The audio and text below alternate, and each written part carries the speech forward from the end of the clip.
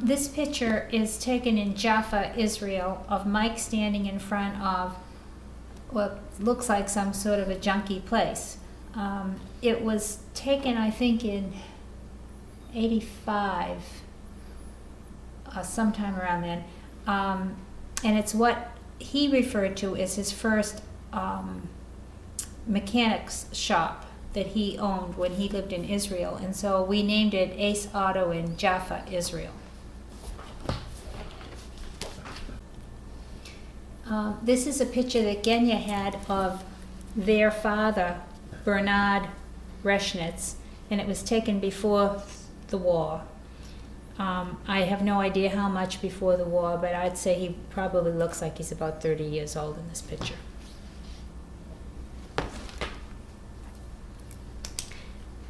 This is a picture of Mike's father and his second wife, whom he married in Israel, and I remember her name was Kapulski, or at least her family name was Kapulski, and they called her Doda, but I think Doda means aunt, so I don't really know what her real name was. And this picture was taken in 1966.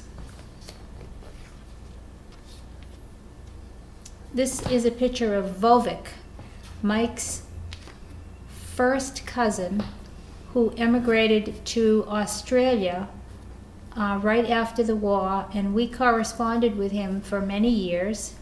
I kept suggesting that we would go and visit him or meet them in Israel or something, but we, of course, never got around to it. And Vovik died by his own hand, I'd say around 1990.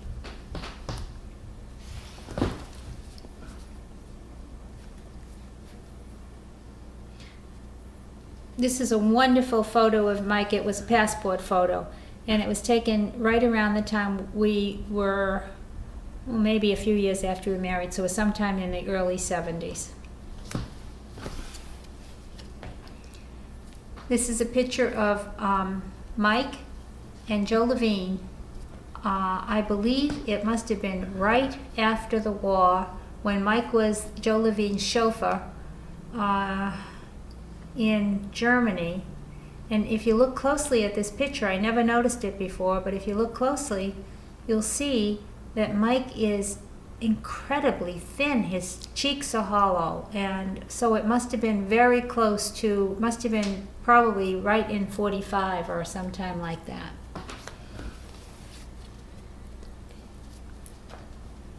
This is a picture of Mike's father and Genya, Mike's sister. Mike's sister Genya is 5 years older than he. And Mike, when he was a little boy, and he looks like he's about maybe 10 years old in this picture. And yeah, it says 1933 on the back. And it was taken at where they went in the summertime in Poland. I don't remember where that was, but that's where it was taken.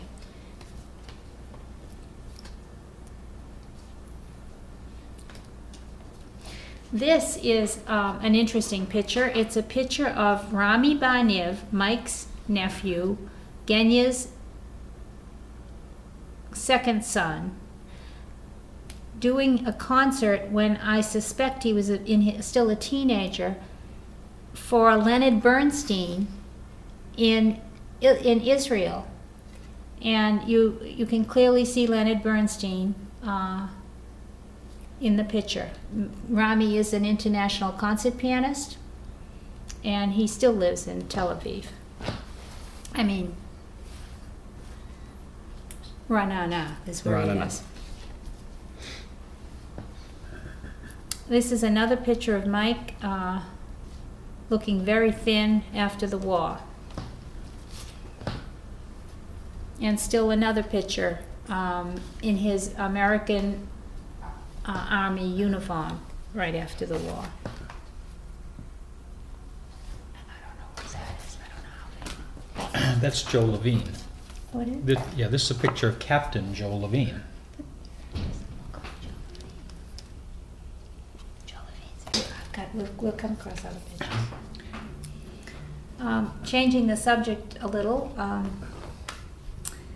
this is a picture from of Mike's goosies.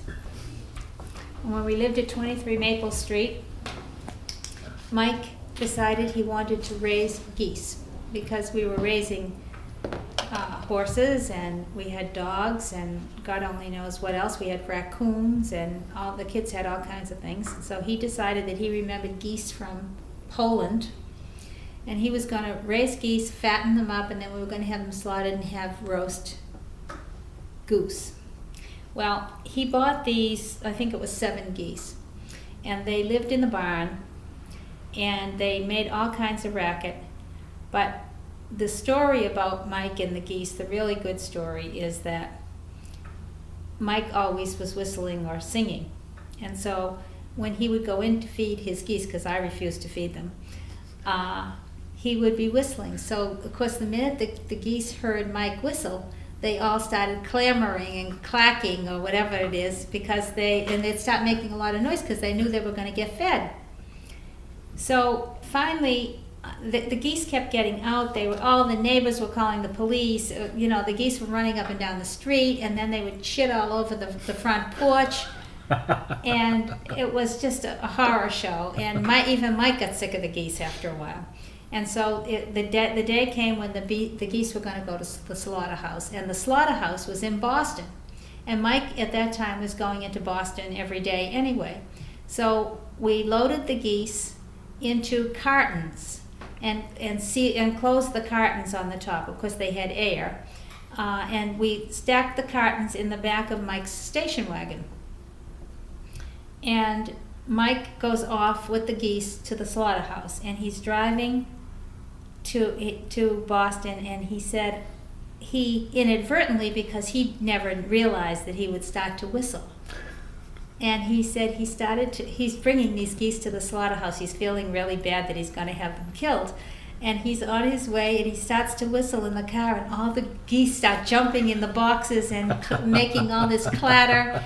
And Mike felt really terrible, and he stopped whistling, and he drove maybe another 10 miles and started to whistle again.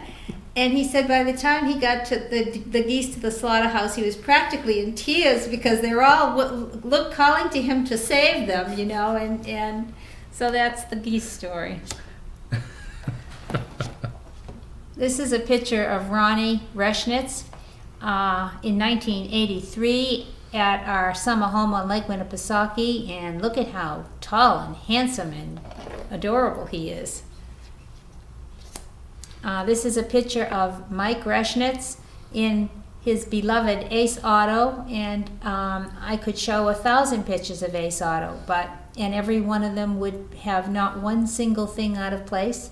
Everything always had a place. His business ran like clockwork, and everything in it was always in perfect clean. For an auto parts store, it was amazing how fabulously clean it was. This is a picture of Mike when we went whitewater rafting in Wyoming, in Saratoga, Wyoming, in July of 1983. Adele was living in Wyoming at the time with her then husband, Scott Curbs. And this is also a picture of the Hotel Wolf where Adele worked as a cook. And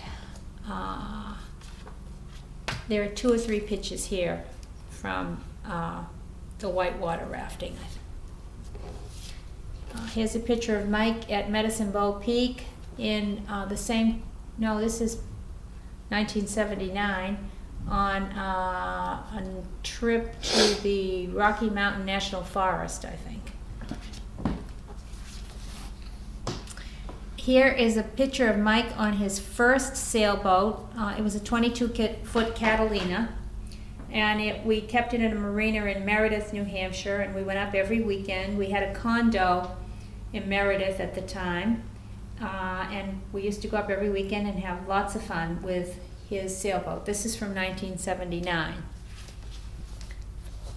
This is a picture of Aaron and Genya Barniv, Mike's sister and brother-in-law, visiting us at Lake Winnipesaukee on our boat along with Mike in 1979.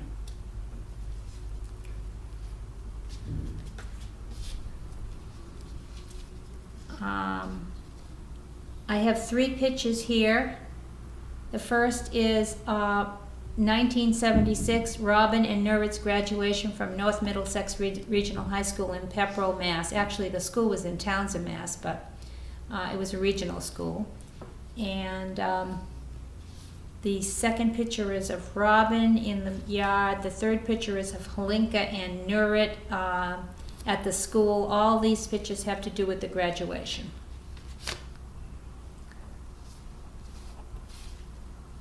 Next picture is of Genya and Aaron visiting in 1979 from Tel Aviv, up at Lake Winnipesaukee.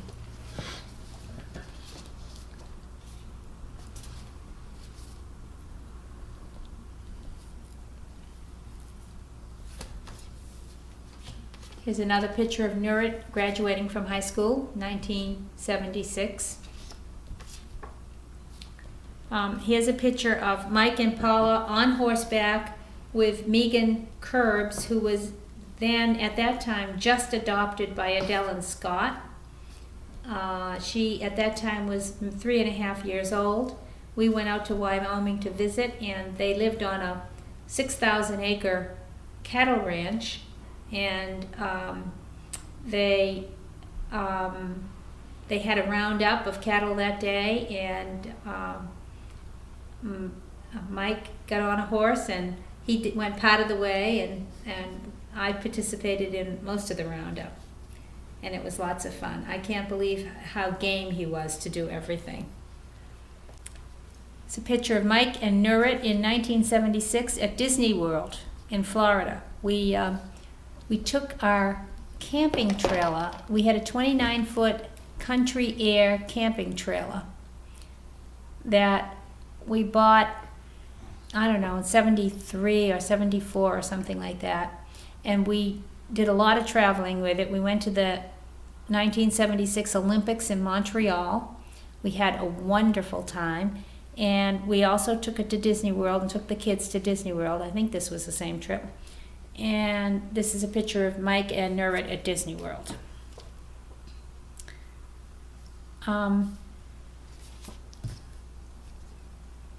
I think this was our first trip to Israel in 1970. This is Mike in front of the Dome of the Rock.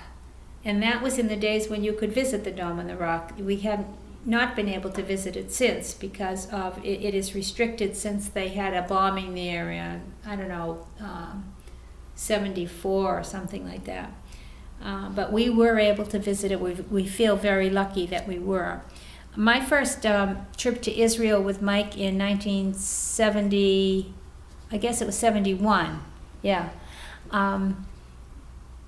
was just before Mike's father died. And of course, going to Israel to meet his family for the first time was really very traumatic for me, but it was also being exposed to a country like Israel at that time was just mind-boggling to me. And on the one hand, you would see automobiles in the streets, and then right next to the automobiles, you would see people riding donkeys and women walking with water bottles on their heads, and women walking way behind the husbands. The husbands would be on donkeys, and the woman would be walking behind with a water bottle on her head. And you saw all of this at the same time, particularly in Jerusalem, not so much in Tel Aviv. And it was just mind-boggling to me. And then you also saw, and here's a picture of people riding camels. They rode camels all over the place. And this is a picture of me in front of the sign at the Dead Sea that same year. And this is a picture of Mike and Paula in May of 1969, which is less than 1 month after we met.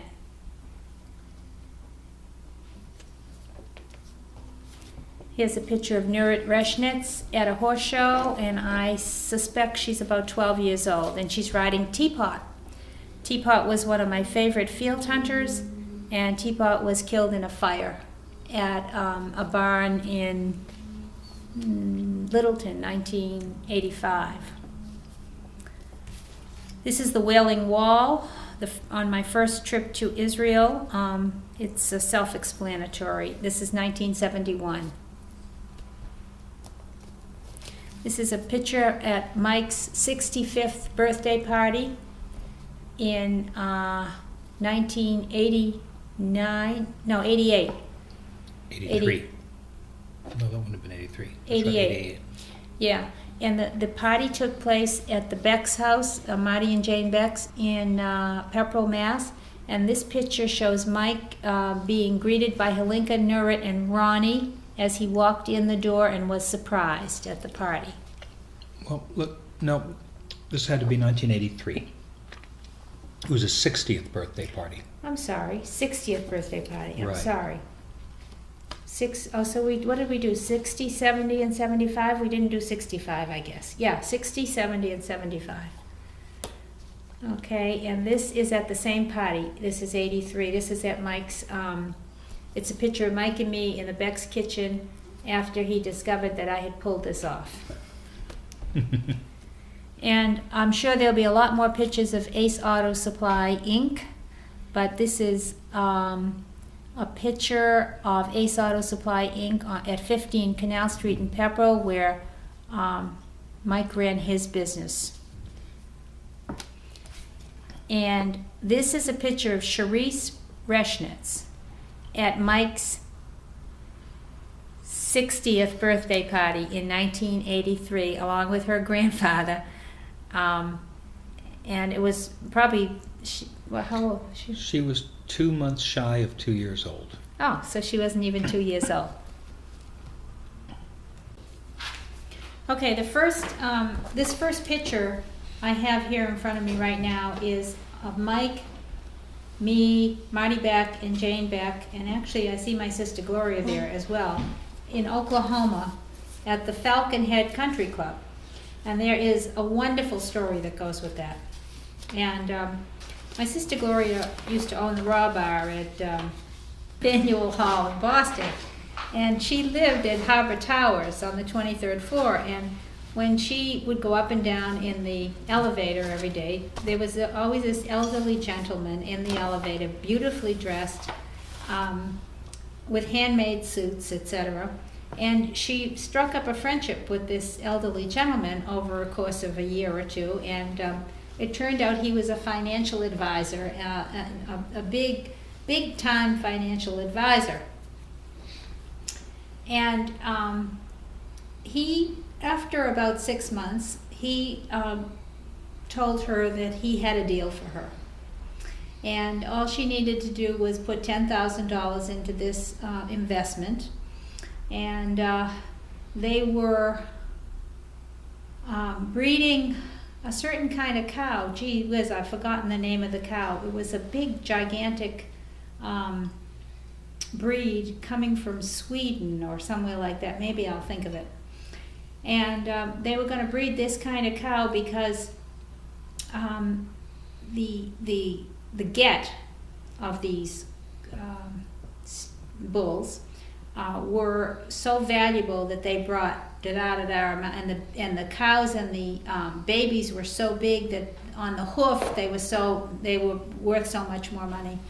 So Gloria told us that she knew this man for years and that he was absolutely reputable and everything else, and did we want to invest $10,000? And so we said okay, and the Becks also invested $10,000. So we all put our money into this thing, and the next thing we know, we were invited to the Falcon Head Country Club in Oklahoma City, or outside of Oklahoma City, Oklahoma. And our plane fare was paid for, I believe, and we were to spend a weekend there. And so we all went. And it was a dump. I mean, it was the worst possible thing. They had but we were there to see the cows, you see, to see this. And I got suspicious when we got there, because I'm the suspicious type anyway. And they brought us and they showed us this field of cows, and a lot of the cows had numbers in their ears and a lot didn't. And I said, well, how many investors do you have? And they had, I don't know, 2,000 investors, and there was maybe like 300 cows. Well, whose cow, how do you know whose cow is whose? And it went on and on. We became very suspicious while we were there. And they assured us that we were in good hands, that this was going to make us $1 million. So they entertained us at night with some local singing, and and it was a women's group called the Falconettes, and Mike called them something else. They were so bad. Mike nearly fell off his chair laughing, and we just had the best time. And then we flew back to Boston, and the next thing we know, about a year later, I knew we were in a scam, because I began to realize that the paperwork they were sending every 3 months or something did not add up. It was not saying the things it was supposed to say, and you could tell that the numbers were off and stuff. And so I became very suspicious. So I called them up one day and said, well, I want to come and get my cows. I said, I have a horse trailer. The cows are in Oklahoma. I said, I have a horse trailer, and they're my cows. I paid for them, 2 cows, $5,000 each. And they said, oh, no, I couldn't have my cows. So, one thing led to another, and the next thing we know, we open up the front page of the Boston Globe, and there is the guy with the beautifully dressed guy. And plus the people who were running the scam, who were out of New Jersey. And they all went to jail. But of course we all lost our money. And it really wasn't bad for Mike or me or Gloria, but I really felt bad for the Becks, because Marty just had a job, and $10,000 was a lot more than he could afford to lose. We felt really bad about that. Mm-hmm. And but we did have a lot of good laughs over it in the future. So these 3 pictures are with our cows, and those were taken in Oklahoma. Now, how come Dad never told me that story, although he laughed at all my little investments that didn't work out? He never told me about his cows. I don't know the answer to that. I mean, I could say a few things here, but I won't. The next picture is, I don't know where it's taken, but it's Mike with Tal Barniv when he came to visit us in Pepperell, 1991. And the next picture is of the farmhouse on one of the 2 farms that Mike and I owned in Virginia. This is the farmhouse in Orange, Virginia, and after we bought it, we've rented it ever since. And just within the last year, we sold that farm in 3 pieces. 1, 2, 3, maybe 4 pieces. So we no longer own this farm in Orange, Virginia, but we still own the one in Culpeper. And this is a picture of Big Shot. And there's a story that goes with Big Shot. Big Shot is our first Jack Russell Terrier. And Big Shot had an incredible mind of his own. And he was as smart as any dog I have ever seen, and I adored him. And even Mike thought he was a riot. And Big Shot used to chase soccer balls and things like that, or any kind of a ball for that matter. So at the lake, this is a wonderful story. At the lake, we had a dock where we tied up both of our boats. We had the motorboat on one side and the sailboat on the other. And Mike built a little ramp for Big Shot, and Mike would throw the ball in the water. Big Shot would go in the water, chase the ball, then he couldn't get back on the dock because he was too little. He had only these tiny little legs. So Mike built a little ramp for Big Shot that then when he was through playing with Big Shot, he would pick the ramp up and lay it across the dock. And so there was little stairs for Big Shot to run up on the dock.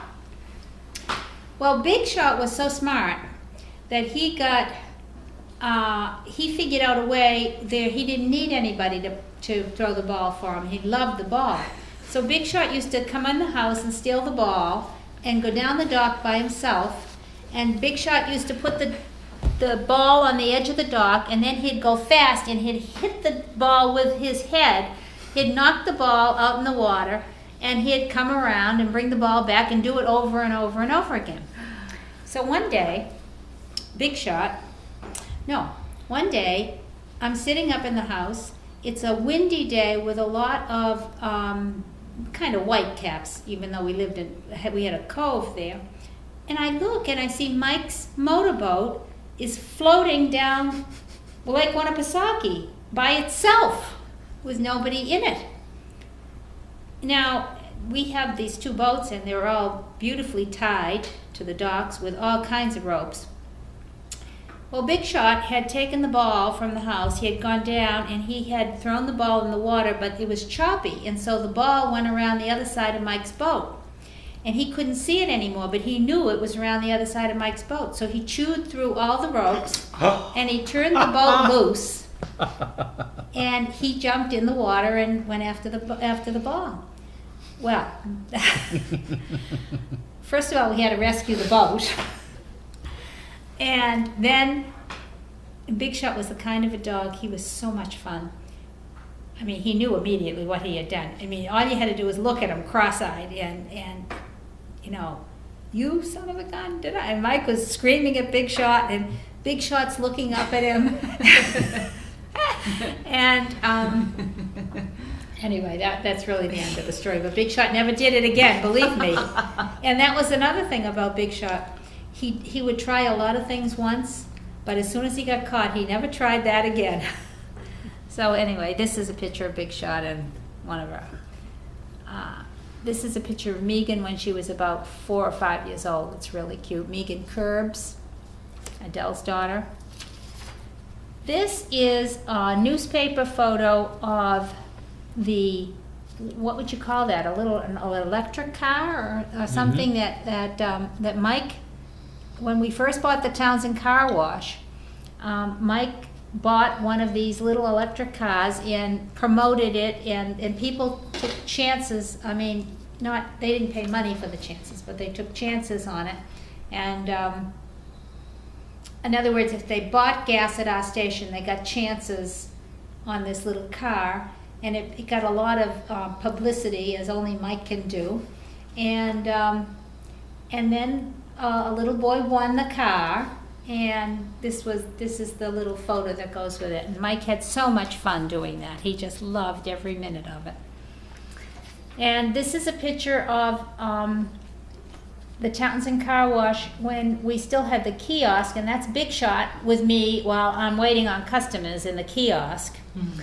And this is in the background. You can see the building that we were in the process of building that was then turned out to be our offices in a convenience store. This is another picture of the building, the convenience store that we built there. This is a picture of the piano room at 23 Maple Street, where Mike and I lived, and we finally decided that the piano should have a little room of its own, and there it is. Mike's piano.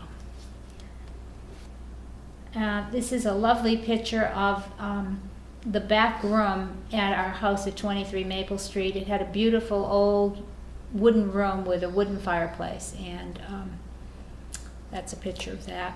The next 5 or 6 pictures are all pictures of our house at 23 Maple Street, including the cottage that was out behind the house at 23 Maple, which we rented. And you'll see in all the pictures that Mike and I both drove Suburbans, and it has the house from all the different angles. And then this magnolia tree is a tree that was planted in 1971. It was given to Mike by my mother in remembrance of the death of his father. And when she gave it to Mike, it was a little tiny tree. And by the time we moved from there, which was 15 years later or 18 years later, I don't remember, it was a big tree. And Mike loved that tree. And he I'm not sure exactly how to say it, but he wasn't outwardly sentimental about a lot of things, but they meant a lot to him inwardly, and so he always talked about his father when the tree bloomed every year. This is a picture of the only fish that Mike ever caught, and I don't think he caught it. I think Marty Beck caught it. But it was at Lake Winnipesaukee, and you can see that big smile on his face. This is a picture of the yard sale. They had a 2-day yard sale at 23 Maple Street when we moved from there to 35. And Mike and I hired, well, we didn't really hire, but we had 2 employees at Ace Auto, 2 women, who were willing to run the yard sale. And we told them that whatever they collected, we'd split with them. They'd give us half, and they would do all the work, and they would get the other half. And I think I don't remember, but I think we made, I don't know, $3,000 or something that day, and those 2 days, and so they got half of that. And this is a picture of Janet Foley and Joan Antosh. They were employees of ours at Ace Auto Supply, and Joan died of lymphoma a couple of months after this picture was taken. And she was Mike's absolute favorite. He adored her. This is a picture of Clayton Robertson. I bring it into these pictures because he played quite a role in our lives in a certain sense. Clayton was a carpenter who did all the restoration on our house at 23 Maple. He built our house at 35 Maple, and he built our barn. He worked for us for years and years and years and was a fine craftsman, and we thought a lot of him. This is Mike standing in the foundation of the house when it was being built at 23 Maple. 35 Maple. And this is, what did you call it? The Pocono Speedway. The Pocono Speedway. Somehow Mike got free tickets, from Ace Auto. You know how everything in our house had a name on it, like Monroe shock absorbers. And somehow he got free tickets to some big race that was happening. I think it was around 1985. And we all flew into the Newark airport. Mike took all of our employees from Ace Auto. I don't know how that worked or whatever, but anyway, he took the whole shooting match. And we went to this race at the Speedway, and we had so much fun. And all the employees, most of them probably had never been out of Massachusetts, so it was a great time, and we had really a lot of fun. This is a picture of Mike playing the accordion at our summer house, and Tal Barniv playing the trumpet, and Rami playing the piano, or what do you call those things? Some keyboard? A keyboard. And they made so much noise that you could hear them all over the lake. This is a picture of Shai and Tal Barniv. When Shai was maybe 8 or 9 years old, he died when he was 15 of cardiac myopathy, very suddenly. Mike's not nephews. Great nephews, yeah. This is a picture of Tal Barniv and Andy and his mother Andy and his father Rami. Rami is Mike's nephew, the concert pianist, and this is on the occasion of Tal's bar mitzvah. This is a picture, it looks like it's all Reshnitzes. There's Helinka in a very revealing bikini.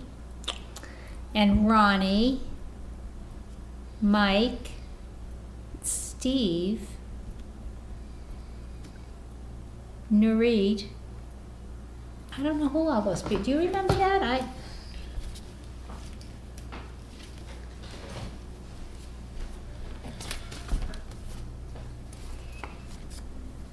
Oh, yeah. Up at the lake. Yes, I wasn't there that weekend. Yeah, there's Ron. I don't know. Yeah, I remember because we went water skiing. Yeah. Nurit, and that was the guy she was going with at the time. Yeah, Bob. And there's Andy in the boat. Then So that that's must be tall. that must be Rummy. Yeah. Oh, that almost looks. That's me. I Upside think down. you're there. You're right. That's my Where? butt up above the Where skate. are you? That's me upside down there. No, it's not. Yes, it is. It is. I think he's there. It is. That's definitely. Okay, move on. Steve wants you to move on. Anyway, Yeah. it's a wonderful picture of the Reschnitzes at Lake Winnipesaukee in 1987. It's the only time we're ever all up there together. Yeah. The next two pictures are of Mike's wood splitter at 23 Maple Street, which he designed and created, built himself, and was very proud of. And for the first 15 years of our marriage, when we moved to Pepperell, if it wasn't for that wood splitter, we would have starved to death because we would have had to buy wood because we were freezing to death in that house. So he just spent all summer cutting wood so that we could keep warm all winter. The next picture is of Mike's sailboat. This is his second sailboat, and typical of Mike, he bought the same thing the second time that he bought the first time. He bought a 22-foot Catalina, and people would say to him, well, why did you buy the same thing? And he says, well, I liked it the first time, I might as well like it the second time. and so they said, but why didn't you buy a bigger boat? And why didn't you buy a 35-footer, a 40-footer? And Mike says, what do I want that for? I want one that I can put on the back of the trailer and pull it home when I want to. I don't want to have to deal with marinas and having them schlep the boat up and off and da-da-da-da. So. And this picture is a wonderful picture of Mike on his second sailboat with Big Shot on Lake Winnipesaukee. Next picture is Mike's tractor, and he had Clayton build him a little shed off the back of the barn just to put his tractor at 35 Maple Street. And the next picture is Mike's two boats parked in our yard for the winter. Always lined up like little soldiers. He always had everything lined up like little soldiers. Everything was perfect. Next, Except his fishing. the next picture is Mike at fishing camp. This is Mike and Marty at fishing camp. And now there is a fish in there, but they didn't, somehow it wasn't anything catchable, or it was too small or something, they had to throw it back. This is a picture, this is the most wonderful stories. I'm so glad I have these pictures. This is a picture of Mike. You won't believe this. Cleaning out the vacuum cleaners at the Townsend Car Wash. And every morning, we would go up to the car wash, and he would go out and he would open up the people vacuumed out their cars, and the vacuum cleaners had to be cleaned out, all the junk. But he realized very early on that there was change in there because the people would vacuum out their cars and there would be change. So he was not going to let that change go by. So he devised a little system. And as you can see, he has a grate here with what do you call Probably that? some mesh, some wire mesh. A underneath. wire mesh. Mhm. And so he sifted all the dirt out of the, and look at how adorable he is, isn't he cute? He sifted all Something for change. and he collected a lot of change that way. And but he had so much fun doing it. It was more the fun of doing it than it was collecting the change. He was wonderful.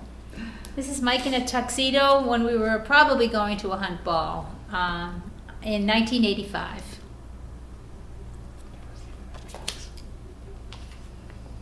This is the inside of our living room at 35 Maple Street, and that's where we put Mike's piano, and it's a good picture of the living room. I hope we come across some other pictures. This is Mike and Paula in 1987 with Howard Settle, who is the farmer who rents the land that we currently own in Culpeper, Virginia. And Mr. Settle, he speaks with such a West Virginia accent that it's hard to understand him. And when we first met him, which was around 87 or 86, Mike and I thought he was like 60 years old. He walks old and he shuffles around like a very old man, but apparently all those years of farming had taken a terrible, terrible toll, because it turned out that Mike was about 15 years older than he was. So that's him anyway. Next picture is of our good close friends. Sorry. Tom and Irma Napoleon. Picture was taken in 1987. The next picture is just wonderful. I think I have more. Now, this is a picture of Mike at the Neshoba Valley Hunt annual Jack Russell Terrier field trials. And Jack Russell Terriers are hunting dogs. And at the field trials every year, they set up this, and Jack Russells are very little dogs. So they set up these, and this is very important business now, you understand, to the Jack Russell people. And so they set up this series of tunnels that are made out of hay bales, and the tunnels are, like this big. And the tunnels go around and around and around in this intricate fashion. And the theory is that at the end of the tunnel, the Jack Russell catches the whatever it is, the fox or the rat or the mouse or whatever it is. And but the Jack Russells have to be they have to be game enough. And if you have a really bold Jack Russell, they'll run in and come out, and then they get timed, and who gets the blue ribbon. Well, Big Shot had a definite mind of his own. So Mike was in charge of Big Shot at the Jack Russell trials. And Big Shot, all these other Jack Russells would go in the hole, and they'd go yip, yip, yip, yip, yip, yip, and they'd come out the other end, and they'd be all excited. Well, Big Shot went in the first time, and in 2 seconds he turned around and came back out the same door. Look, And so this is a picture of Mike on his hands and knees trying to get Big Shot to go. And he's making all this noise. Mike is making all this noise, saying, "Big Shot, don't embarrass me. Big Shot, go." And everybody in the whole place is dying laughing, as only Mike can do. And it was lots of fun. It was really a lot of fun. This is a Halloween costume party. Mike and I went as a priest and a nun in 1987. This is a picture of me in Clovelly, England, at one of our trips to England, a very picturesque place. This is a picture of Mike and me in bed at Great Foster's, just outside of London. It's a famous, a lovely, lovely estate where we stayed a few nights on one of our trips. I think we were with the Becks, and this is the White Cliffs of Dover on the same trip. 1982 was that trip.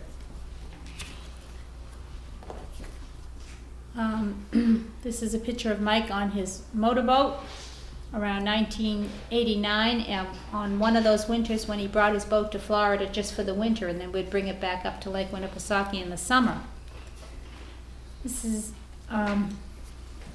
that's for you, Gideon. This is a picture of me and the committee that built the Pepperell Fire Station in 1992. And this was the when we cut the ribbon to open the fire station. I was the only woman on that committee. Lots of stories that go with that too. This is a picture of me and my dad in 1980 when my dad was visiting Florida, and we took him to see the Bounty boat. This is pictures of putting the new tanks in the Sunoco gas station on Main and River Street in Pepperell when we had a gas leak, and we had to pull all the tanks out and replace them, and we spent hundreds of thousands of dollars removing the contaminated dirt, because that was the law at the time. This is is it for you, Gideon? You talk next. Okay.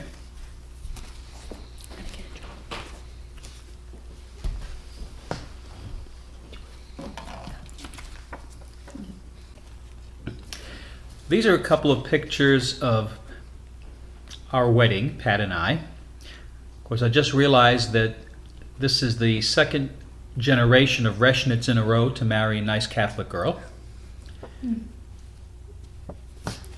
And this is the picture at the wedding and then at the reception afterwards. Oh, of course, I'm married to Pat Sacker, now known as Pat Reshnitz.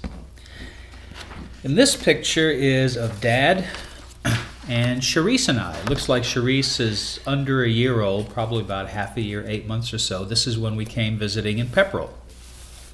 It's in the big room at the house at 23 Maple Street. I recognize the horse there with the Arab on it, which is right behind Steve right now. And this next picture is taken at Halinka's wedding to Steve. Pat and I, along with Charisse and Fallon. Fallon was just a itsy bitsy little baby here, just a couple of months old, when we came up to Washington, D.C. when you got married.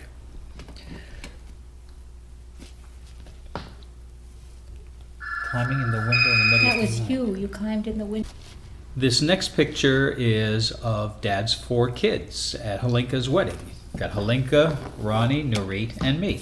And this was what year, Halinka? 84. 1984. Now I see a picture of my girls, Charisse and Fallon. Looks like Fallon is probably about 3 or 4. And here's a photo of Charisse and Fallon. It looks to me like Fallon's probably about 2 years old, which would make Charisse about 5. And another photo of the 2 girls, which we used for a Christmas card. Looks like it was taken a little bit prior to that. Fallon looks like she's about 1.5, maybe 2, so that would make Charisse about 5 years old. Aren't they cute? Now, we're going back in time. Here's a family photo at Dad and Paula's wedding.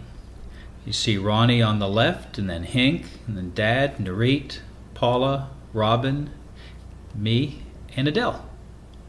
This was taken in December of 1969, where I was proud also to be the official photographer. I think that's it. This is a picture of Adele and Robin at Robin's high school graduation at North Middlesex Regional High School in 1976. This next picture is when Mike and Paula went to visit the White House during Ronald Reagan's presidency, I think it was, 1975. And this is Mike standing in the line, waiting for our turn to go into the White House. The next picture is of one of our mayors. We called her, can't even remember right now, and her foal, the foal's name was Chalice. Chalice was born on our property, and Mike was just, we were all there for the birth. The children, Robin and Nurit, and a lot of the neighborhood children slept in the barn. The night for several nights before the foal was born. They all camped out in the barn waiting for the mare to foal. And so they all witnessed the birth of the foal.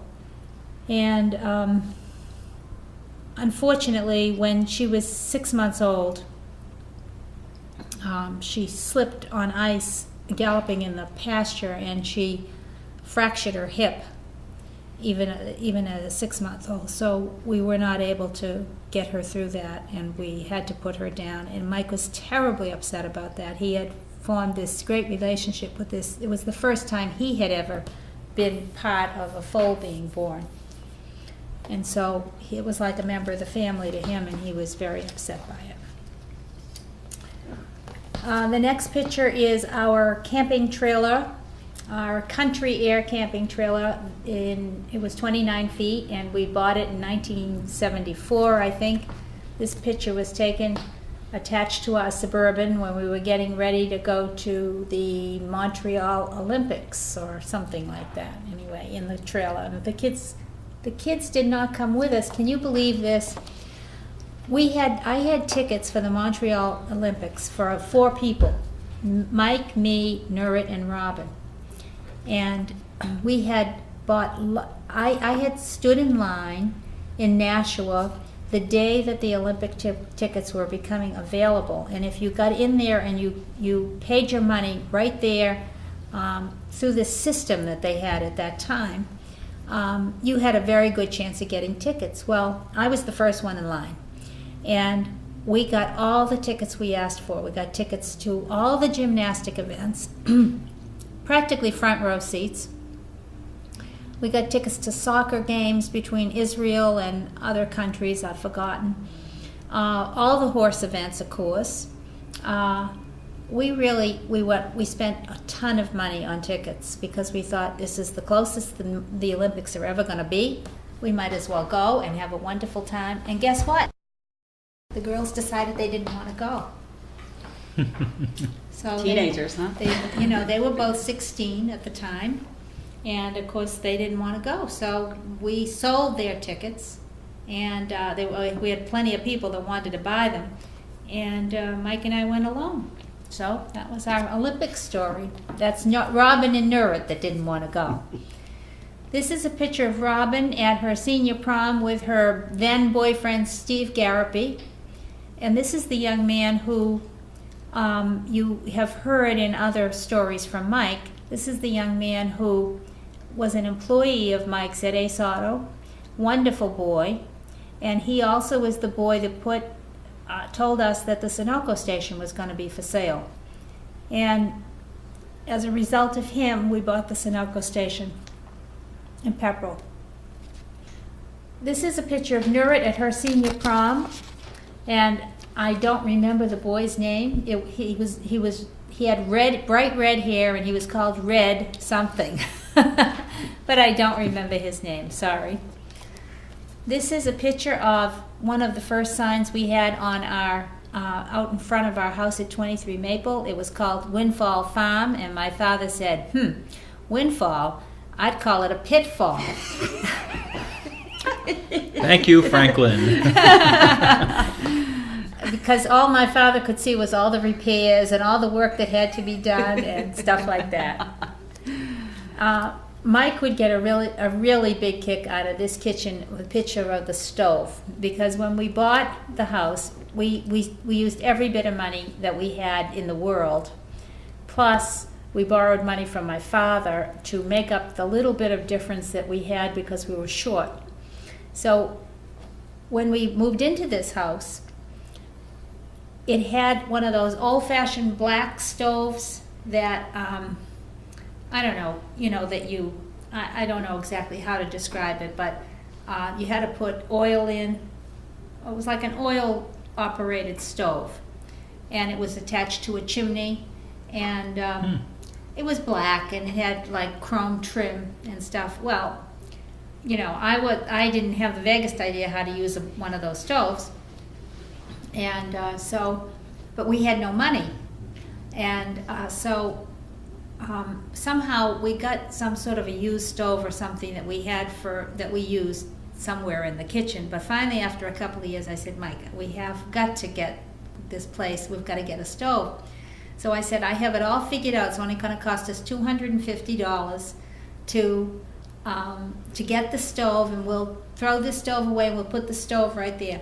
Well, needless to say, it didn't cost $250. It cost like $2,500. And so for the rest of our married life, every single thing that I ever said was going to cost something, Mike would say, like the stove.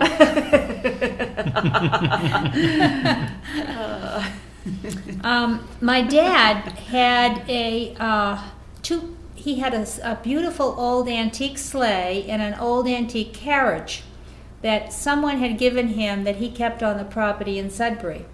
And when he decided that he didn't want to keep it on the lawn there anymore, he gave them to us. And so Mike got an Amish hat and decided he was going to look Amish and very sober and not smiling. And he got in the carriage, and here he is. Except he didn't even take the time to put on long pants. He's got on his shorts. Put on long pants. He's got on his shorts. But anyway, I don't know when that was. It was probably around 1975. And this is a picture of the biggest snowstorm that we ever had in Pepperell. It was the 1978 blizzard, and was that the year that Michael Dukakis was, oh, you wouldn't know, you didn't live there.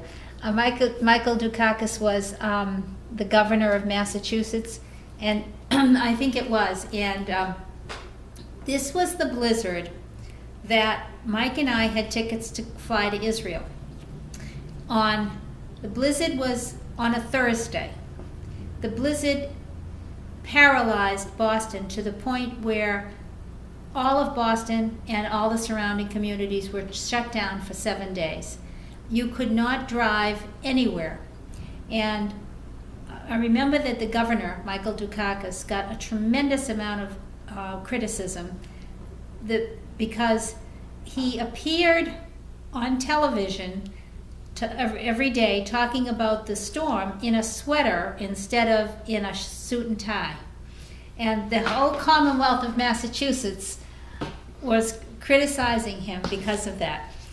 Meanwhile, we tried to get out, to go get because we figured if we could get to maybe New Hampshire and get out of Manchester Airport, or we tried everything we could not get out. And so, unfortunately, our 3-week trip ended up being a 2-week trip because it took us a whole week to get to Boston. And it's hard to imagine this kind of a storm.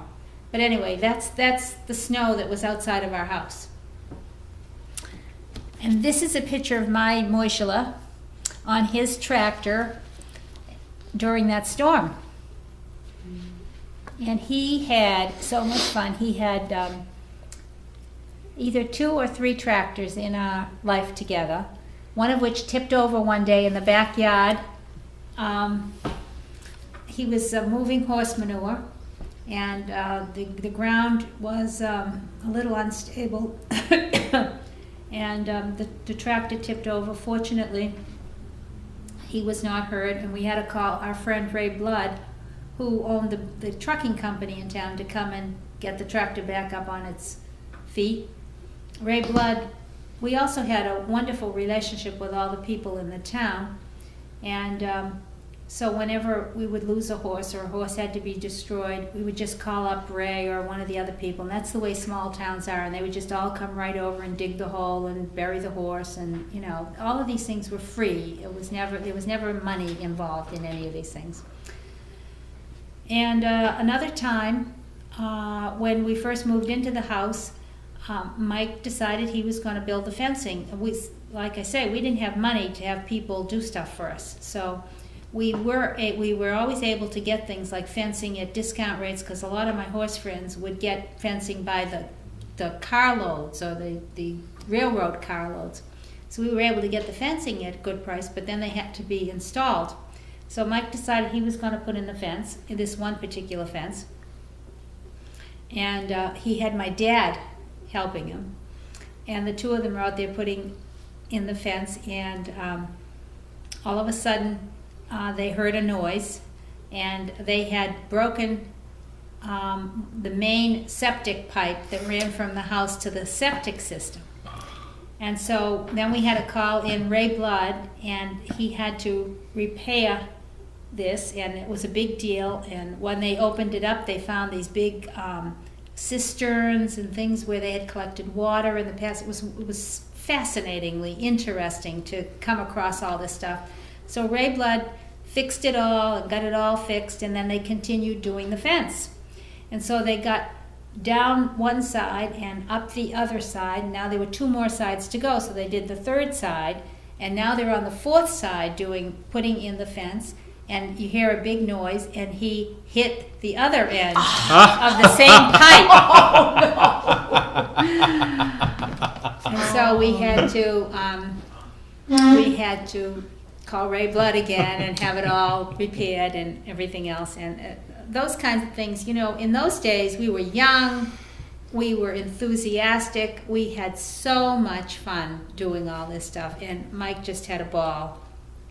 Another time, if you want another story about 23 Maple Street, and there's probably hundreds of those stories. One time we had no idea when we moved in where the refuse went, where the septic system was, if there was a septic system. So we were in about maybe a year and a half, and we were down in one of the back fields, probably about 5 acres from where the house was, 5 acres away.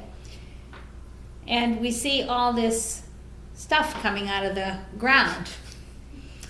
Well, it turns out that there was no septic system, because in those days you didn't need to have a septic system. They just had like this gigantic leach line that ended up in the middle of the field, which was, the field was way the hell out, and in those days farms, you know. So to show you the difference in the times, this was 1972 when this happened, and we realized that we had to have a septic system put in for our house and a septic system put in for the cottage. So Ray Blood came, and he was the local contractor. He put the septic system for our house in for $500 in 1972, and the one for the cottage for $250. So it cost us $750 for the two septic systems. In 1997 or 6, when we built the house at 27A Maple Street next to Robin's house, the septic system cost us over $10,000. And in 1999, the state of Massachusetts has imposed such gigantic septic laws that now your septic system has to be up to code, and to get it up to code costs over $20,000. And I know that because lots of my friends have new houses. Is this stuff okay that I'm saying? Okay. This is a picture of Mike on the at the Piraeus, Greece Marina in 1978, when Mike and I visited Greece. And this is at King Solomon's Mines in Israel in 1978. Next picture is Genya and Aaron and Mike when we went on, I think, the trip to King Solomon's Mines in Israel. And then we have a picture of Mike in Eilat. Eilat? Is that how you say it? Eilat in 1978. And more pictures in Greece at the Acropolis in 78. And Mike and I were always getting free trips to everywhere for oil conventions, oil company conventions. And so in 1977, here we are at the MGM Hotel in Las Vegas. And that was our only time in Las Vegas. We were there 4 days and 3 nights, and we thought that was maybe 2 days too much and 2 nights too much. And actually, while we were there, we went to the Hoover Dam, which Mike really loved. And but we had a very good time watching the people. This is Smudge. This is my corgi, one of the second corgi I owned, and Mike thought she was too haughty. She was too independent, and she didn't cater to Mike, so he wasn't terribly fond of her, but I loved her. And this is Buddy. This is a dog that came with the house when we moved into Pepperell, and it's the only dog we ever really had to get rid of because he started to bite people as they came in. So we finally had to give him away. And this was Mike's favorite dog, and this is when she was just a baby. This is Pretzel, and she was a Doberman that we got when she was weaned. And Mike and Pretzel became really good buddies. And I'm going to tell you a little story that doesn't really have a lot to do with Mike, but it does have to do with our next door neighbor, Louise McLeod. And Louise's husband died a year after we moved to Pepperell, and she lived immediately next to us, and we then became her caretakers. And for the next 20 years, or however long she lived, we kept our light on the porch on so that Louise would feel comfortable and she could always call on us. So when we finally got Pretzel, Louise fell in love with Pretzel, and she was inviting Pretzel over to her house all the time, and she felt safe with Pretzel. So we made a deal with Louise that Pretzel could sleep at her house every night. And so every night at a certain time, Louise would open her door and she would call, "Pretzel!" And Pretzel would run over Louise to sleep with Louise and come back to our house in the morning. So on this particular night, and this is really a story about Louise, she had a fabulous sense of humor, and Mike adored her. And at 98, when she died, she could tell you who was playing in every ball game, who won. She was up on all the news in the whole world, and she could just rattle anything off. She was as sharp as a tack. Well, on this particular night, Mike and I had been out, and we didn't get home in time to feed Pretzel her supper by the given time that Louise was going to call, which is probably, let's say, 8:30. So we got home, and I got Pretzel's food, and I stuck it on the porch, and Pretzel was eating her food, and in the middle of Pretzel eating her food, we hear, "Pretzel!" Louise is calling Pretzel. So I said, "Mike, run over to Louise's and tell her not to call," because Pretzel was leaving the food and coming back and leaving the food and coming back. And I said, "Run over to Louise's and tell her that Pretzel will be over in a minute, but that she's eating." So Mike goes running across the lawn and then across Louise's lawn, and he goes, Louise's house is like this, and he goes around the corner. See, Louise is over here calling Pretzel, and Mike rounds the corner and runs towards Louise, and Louise says, "Oh, are you spending the night?" Oh, cute. So, and the next picture is of Mike on Penguin. Penguin was Mike's horse, and Mike went with me. He was the best sport in the world. He couldn't ride at all, and he would go with me on pace events. And pace events were events where two people went as a team, and you had to keep a certain pace. And usually the pace event lasted at least an hour or more, and that's a long time to ride at certain paces. And it went through rivers and streams and up hills and down hills. And the reason why Mike and I would go as a team is because, first of all, I had him on the safest horse in the world. And secondly, he knew enough to hold on to the mane and keep his heels down, and I could take care of him. And I would be in front of him keeping the pace. And I was such a good rider, I would spend the whole trip looking back, making sure he was okay, and just let my horse go. And we won many, many blue ribbons. And Mike would be so proud of his blue ribbons. And I mean, you have to admit that a 45-year-old guy who had never been on a horse in his life, and then by this time he was probably 50 at least, to take up riding and go on pace events was pretty damn good. And this was one of my most favorite horses. Actually, she was a pony. This is Robin's horse, Wallflower. And I found Wallflower in a starved condition before I knew Mike, and I paid $50 for her. And I could practically had to carry her onto my trailer. And she turned out to be a real champion show horse. This is a picture of our camping trailer at the Montreal Olympics. And this was at a time when we were all resting, and these are some of our friends from Pepperell. That's Pauline and Wynn Duke, me, and Peggy Whitfield. And of course, all of our friends were also at the Olympics, so we had a wonderful time.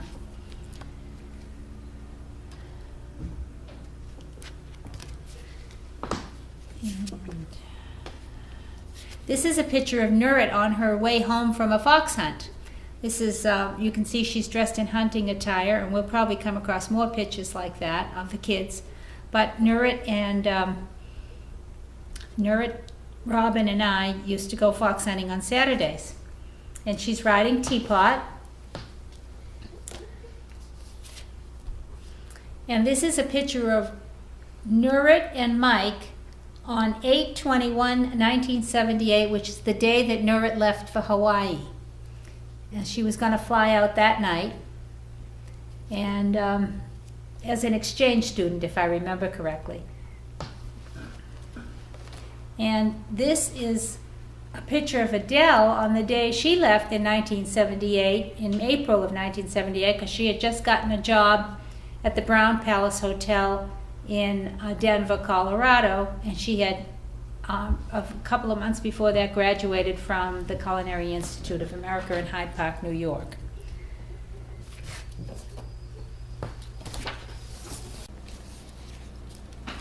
This newspaper article is from 1975. It's probably in the Pepperell newspaper, and they had an old house tour in Pepperell at that time, and our house was one of the old houses that was on the tour, and people paid a fee and came in, and there was thousands of people that came in that day. This is, I'm not going to show a lot of pictures of me on horses, but this was one of my favorite horses. His name was Statesman, and this was in 1973. This is a picture of Mike, me, Doda, and Mike's dad in 1971, just 3 to 4 weeks before Mike's dad died. This is a picture of Mike and me in Jerusalem in 1973 at a club that was in a cave underground, scared the living daylights out of me, and they had beautiful music. It was lots of fun. We had a wonderful time, but it was kind of scary.